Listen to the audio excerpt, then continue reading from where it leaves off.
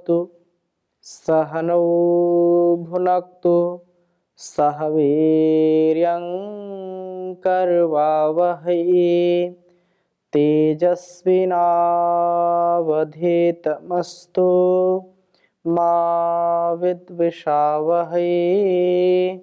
ओम शांति शांति शांति।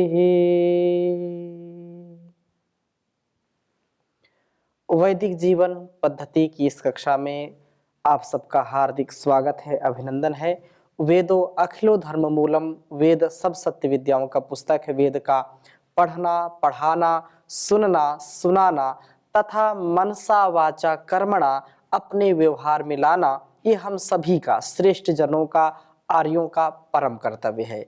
हम जब इस ज्ञान को अपने जीवन का आधार बना लेते हैं तो ज्ञान से युक्त व्यक्ति सदैव सदा अपने तथा अपनों का और इस सारे संसार का कल्याण करने वाला हो जाता है। सतत वह यत्नशील होता है, प्रयत्नशील होता है, किसी भी प्रकार से उसका अपकर्ष नहीं होता, सदा उत्कर्ष की ओर बढ़ता है, सदा उत्थान की ओर बढ़ता है, पतन से बच जाता है। यह तो अभ्युदय निःश्रेयस सिद्धि सधर्मः, वह अभ्युदय से भी युक्त होता है और निःश्रेयस से भी युक्त होता है। यह निःश्रेयस उसका जो मुक्ति का मार्ग है और इस संसार में उन्नति का जो मार्ग है, भौतिक उन्नति भी आध्यात्मिक उन्नति भी, इन दोनों उन्नतियों का यह जो मूल है, वह जो हमारे जीवन और इस जगत का आधार है, उस सर्वाधार जगदाधार उस परम पिता परमेश्वर ने कल्याणी वेदवाणी को हम सबके उत्कर्ष के लिए, उत्थान के लिए बनाया है। इसलिए हम जरूर थोड़ा समय निकाल करके कम से कम एक वेद मंत्र का स्वाध्याय नित्य प्रति जरूर हम करें, और जो हम नित्य प्रति स्वाध्याय करें तो उसको अपने जीवन में उतारने का भी प्रयत्न करें, क्योंकि जितना हम इसको आत्मसात करेंगे उतना इससे हमको बल मिलेगा, संबल मिलेगा, हम सफल जीवन जीने वाले बन जाएंगे। जो सौभाग्यशाली लोग होते हैं वो स्वयं भी अपने जीवन को सद्गति की ओर ले जाते हैं, सुपथ की ओर ले जाते हैं और दूसरों को भी वैसी ही प्रेरणा करते हैं। यही हमारी ऋषि परंपरा है। ऋषिराम चरितम सत्यम महाजनो येन गता सपंथा। तो हम उस ज्ञान के संवाहक हैं, उस ऋषि परंपरा के संवाहक हैं जिसको हजारों लाखों ऋषि मुनियों ने, ऋषि ऋषिकाओं ने जीवन को जिया था और हमारे लिए भी उसका उपदेश किया था। हम भी वैसा जिए। वर्तमान में योग ऋषि परम पूज्य स्वामी जी महाराज, आचार्य श्री जी महाराज का जीवन जो सदा सर्वदा सर्वत्र ऋषि परंपरा के लिए उद्यत रहता है, हम उनके प्रतिरूप बन करके अपने जीवन को जिए। तो आइए हम आज पुनः उसी क्रम में ऋग्वेद के 8वें मंडल के 5वें सूक्त के कुछ मंत्रों का स्वाध्याय करेंगे। बहुत सुंदर वेद मंत्र हैं। प्राण साधना की चर्चा चल रही थी, पिछली कक्षा में भी हमने चर्चा की थी कि प्राण साधना से, प्राणायाम करने से, ध्यान करने से या प्राण अपान की जो महिमा है उससे हमको हर प्रकार का सामर्थ्य मिलेगा। हम वास्तव में बुद्धि से युक्त हो जाएंगे, विवेकवती बुद्धि होगी।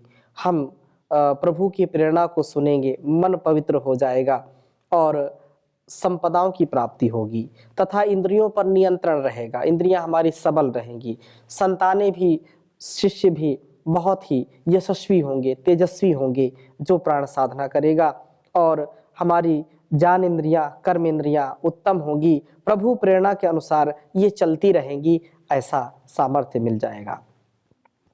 उसी क्रम को आगे बढ़ाया है और योग करने से, प्राण साधना करने से क्या क्या होता है उसके विषय में और भी स्पष्टता से और भी हमको उपदेश दिया जा रहा है कि वास्तव में सच्ची सुंदरता, सच्चा जो सौंदर्य है वह तो प्राण साधना से ही आता है। उसके विषय में बहुत सुंदर वेद मंत्र यहाँ पर है।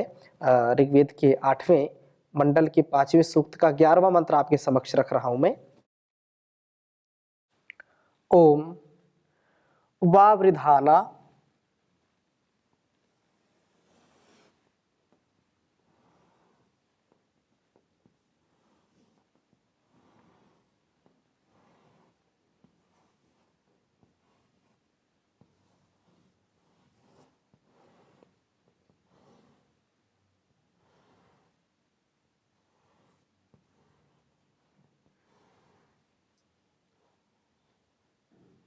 वावृधाना शुभस्पति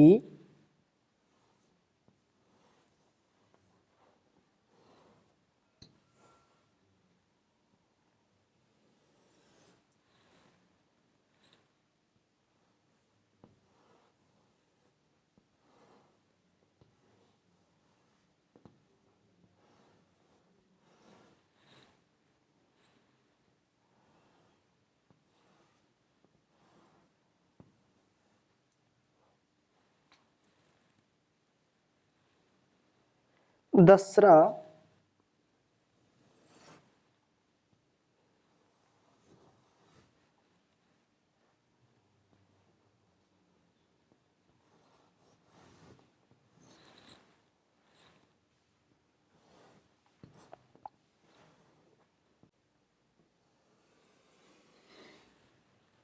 दसरा हिरण्यवर्तनी।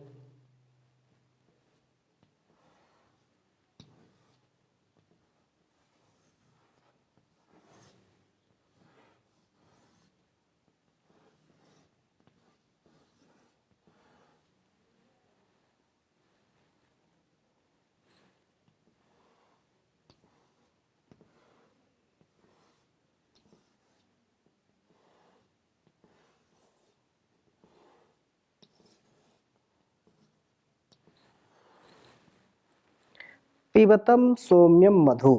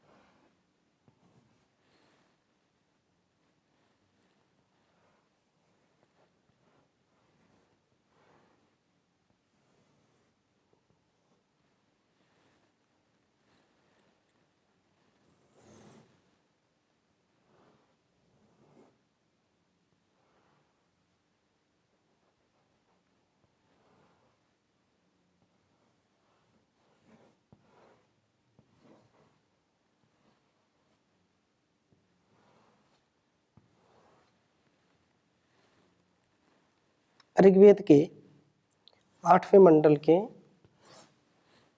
5वें सूक्त का यह 11वां मंत्र है।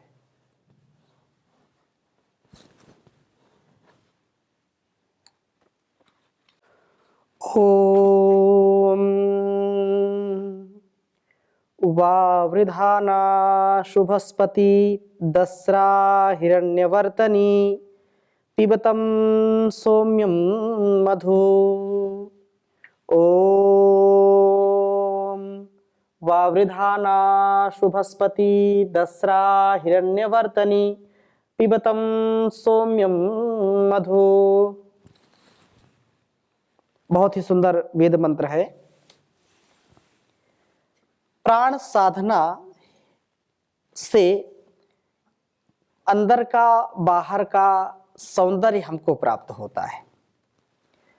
तो यहाँ यही बात कही है कि हे प्राण आपानो, आप वावृधाना खूब ही हमारी वृद्धि का कारण बनते हो। आप हमारी वृद्धि का कारण बनते हो। शुभस्पति हमारे जीवनों में सब सौंदर्यों का रक्षण करते हो। दसरा सब दास्य भावों का उपक्षय करने वाले हो। और हिरण्यवर्तनी जो कहा कि हितरमणीय ज्योतिर्मय मार्ग पर हमें ले चलने वाले हो। संसार में हम किसी भी जीव जंतु को देखते हैं, जो भी वृक्ष हैं, वनस्पतियां हैं, फूल पत्तियां हैं,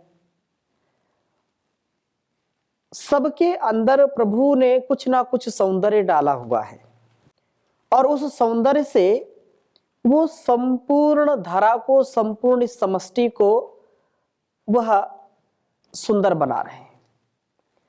हमारा भी जीवन सुंदरता से युक्त हो, हमारा शरीर भी सुंदर हो। सब चाहते हैं, कोई भी व्यक्ति संसार में कुरूप नहीं होना चाहता या कुरूप दिखना नहीं चाहता। सब चाहते हैं कि सुंदर हमारा चेहरा हो, सुंदर शरीर हो, सुडौल हो, बेडौल ना हो, निरोगी रहे, सदा सबके लिए उपयोगी रहे, सहयोगी रहे, उद्योगी रहे। सब चाहते हैं, लेकिन चाह करके भी यदि कर्म श्रेष्ठ नहीं है, यदि प्राण साधना नहीं करते हैं, योग साधना नहीं करते हैं, तो कहीं ना कहीं, कभी ना कभी ऐसी समस्याएं आ जाती हैं जो हमारे शरीर को भी दूषित करती हैं, शरीर को भी कुरूप बना देते हैं, मन को तो बनाते ही। मन में भी ऐसी उलझने, ऐसे कुसंस्कार, ऐसे कुविचार आ जाते हैं जिससे व्यक्ति का मानसिक संतुलन स्थिर नहीं रहता, मानसिक संतुलन खराब हो जाता है। मानसिक संतुलन ठीक न होने के कारण व्यक्ति तनाव में, दबाव में और अलग अलग प्रकार से जो है मानसिक रोग का शिकार होता है। उसका विचार ठीक कार्य नहीं करता, मन की प्रसन्नता नहीं मिलती, मन में भय रहता है, मन में काम, क्रोध, लोभ की प्रवृत्ति रहती है। लेकिन जो व्यक्ति प्रसन्न रहेगा, निर्मल मन रहेगा जिसका, वह तो बहुत ही यशस्वी बन जाएगा। और उसके लिए प्राण साधना, ध्यान, अष्टांग योग का पालन करना, उससे हमारे अंदर के जो दस्यु भाव है, जो राक्षसी, जो दैत्य का, या ये कहें कि जो हमारे अंदर आसुरी भाव हैं, काम, क्रोध, लोभ, मोह, ईर्ष्या, द्वेष, छल, कपट, हिंसा की वृत्ति, ये जो वृत्तियां हैं, इन वृत्तियों से व्यक्ति अपने आप को पशुवत बना लेता है। और ये प्रवृत्तियां जब नहीं होंगी, ये कुसंस्कार नहीं होंगे, आसुरी भाव नहीं होंगे, इनका जब प्राण साधना से हम क्षय कर देंगे, इनको बिल्कुल विनाश इनका कर देंगे, तो वास्तव में विकास शुरू हो जाता है, हमारा जीवन का और इस जगत का कल्याण शुरू हो जाता, आरंभ हो जाता है। और अगले बात कही है कि हिरण्य वर्तनी, वेद मंत्र में कहा हिरण्य वर्तनी। तो हिरण्य वर्तनी जो हित रमणीय ज्योतिर्मय मार्ग, जो प्रकाश से युक्त मार्ग है, अंधकार से युक्त नहीं, जिस मार्ग में हमको सच्चाई, अच्छाई मिलती है, जिस मार्ग में सत्य, अहिंसा, जहां पर जो है अपने जीवन को जीने की कला हमको मिलती है, जहां पर धर्म के 10 लक्षणों का समावेश है, धृति, क्षमा, दमोस्तेयम, शौचम, इंद्रिय निग्रह, धीर विद्या, सत्यम, क्रोधो, दशकम, धर्म लक्षणम। तो ये 10 लक्षण से युक्त जीवन जिनका है, तो वास्तव में वो योगी हैं, वो सबके लिए उपयोगी हैं, सहयोगी हैं सबके। ऐसा जीवन होगा तो सौंदर्य बनेगा, अपने आप बनेगा, अंदर का भी और बाहर का भी सौंदर्य बनेगा।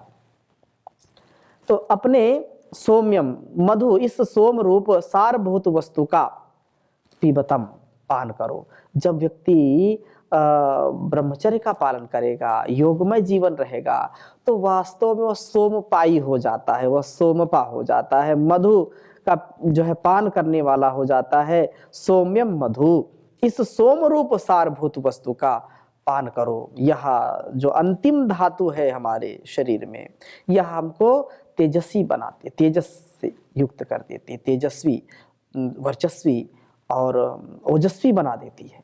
हमारे शरीरों में इस सोम का ऊर्ध्व गति हो करके शरीर में ही इसका व्यापन हो, शरीर से बाहर ना निकले, संसार का जो भोग है व्यक्ति को रोग तो देता ही देता है, जीवन उसका बिल्कुल निष्फल कर देता है, निरर्थक कर देता है।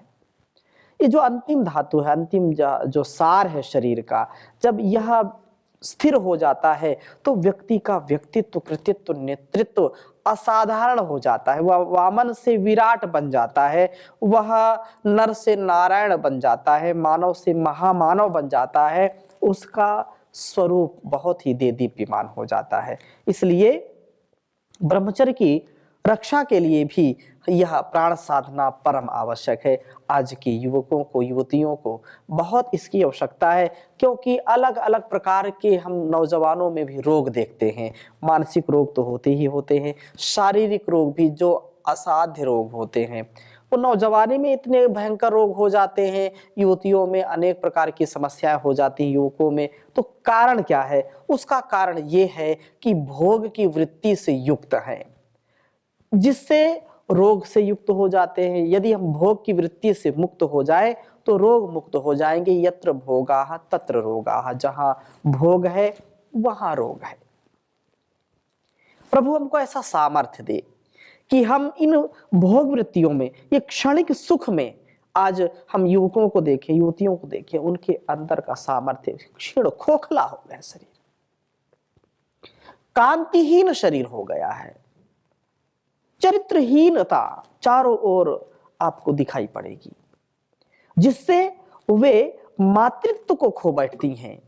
उनके मां बनने का सामर्थ्य खो जाता है, उनसे पिता बनने का सामर्थ्य खो जाता है, और भी अनेक दुष्परिणाम मिलते हैं। उसके साथ साथ जो चारों ओर से हमारी संस्कृति को नष्ट करने का काम किया जा रहा है, उसमें भी अनेक प्रकार के ऐसे खाद्य पदार्थ जो नहीं खाने के योग्य है, ऐसे जंक फूड, फास्ट फूड, ऐसी चीजें जिनको नहीं कभी सेवन करना चाहिए, उनका भी सेवन जब युवा छोटे छोटे बच्चों से लेकर के नौजवान तक करते हैं तो उससे भी अनेक प्रकार की हानियां हैं। उस ब्रह्मचर्य की हानि भी है और इस शरीर और मन की भी हानि है। इससे बचने का उपाय क्या है? सात्विक जीवन हो, उससे अपने जीवन को भोग वृत्ति से अलग करके योग वृत्ति में लगाएं। भोग वृत्ति से कल्याण नहीं होगा, योग वृत्ति से होगा कल्याण। योगश्चित्त वृत्ति निरोधः तदा दृष्टु स्वरूपे अवस्थानम, तब जाकर के जीवन का कल्याण होगा। तो यही बात यहाँ है कि वह सुरक्षित सोम ही वास्तव में सब उन्नतियों का मूल बनेगा।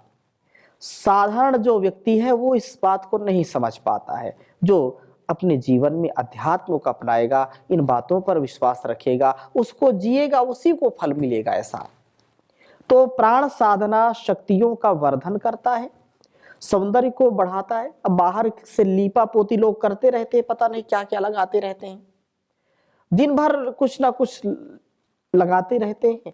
वो बाहर की सुंदरता क्षणिक है। अशुभ वृत्तियों को नष्ट करने का उपाय है प्राण साधना, और हमें ज्योतिर्मय मार्ग पर ये ले चलती है प्राण साधना। शरीर में सोम का रक्षण करती है यह प्राण साधना, इसलिए इसको जरूर अपनाएं।